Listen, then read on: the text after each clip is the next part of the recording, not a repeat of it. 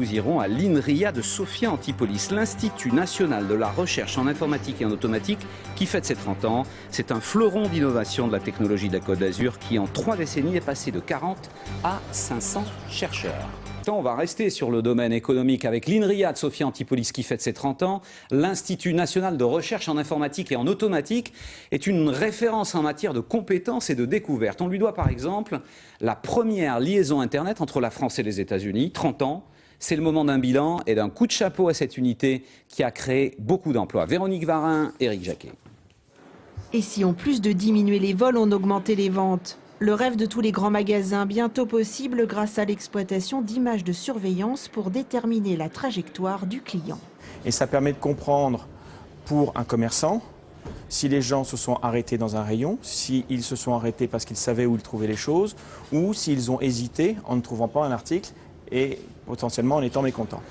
Un projet rendu possible parce que le businessman a été mis en contact avec l'ingénieur. J'ai rencontré grâce à la CCI l'INRIA, qui a en fait toute une cellule dite de transfert de technologie et qui permet à quelqu'un qui souhaite monter une entreprise en venant plutôt du monde du marché de s'associer avec des chercheurs pour adapter des technologies qui ont été développées par INRIA vers un marché spécifique et sur des produits qu'on peut réellement commercialiser.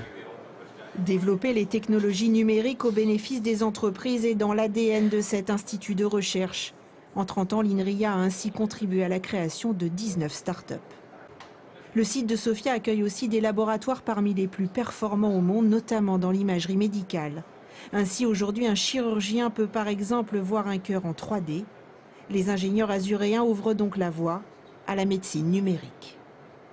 C'est-à-dire en fait utiliser les images médicales, des logiciels, des algorithmes qui vont aider à guider le diagnostic. D'une part, on exploite mieux les images médicales, mais aussi avec la simulation, avec la modélisation, eh bien préparer une intervention chirurgicale, une intervention thérapeutique, la planifier, voire même la simuler. Des robots pour maintenir les personnes à domicile à la modélisation du trafic routier pour limiter les embouteillages, les chercheurs de l'INRIA continuent de briller sur tous les fronts. À tel point que parmi ces ingénieurs, certains entrent à l'Académie des sciences quand d'autres reçoivent l'équivalent du prix Nobel du logiciel. Pas de doute, comme depuis 30 ans, le futur va continuer à s'inventer ici.